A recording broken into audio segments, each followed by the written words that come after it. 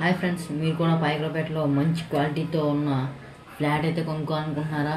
అయితే మీరు తప్పకుండా పైకరపేట మంగళవారం రూట్లో ఉన్న ఈ అపార్ట్మెంట్లో ఫ్లాట్స్ అయితే చూడండి. ఈ అపార్ట్మెంట్ 4 ఫ్లోర్స్తో అయితే వస్తుంది. ఇంకా మీకు అపార్ట్మెంట్లో 8 ఫ్లాట్స్ అయితే ఉంటాయి. ఫ్లోర్కి 2 ఫ్లాట్స్ అయితే ఉంటాయి అన్నమాట. మంచి బిల్డ్ క్వాలిటీ అయితే కడతారు వీళ్ళు.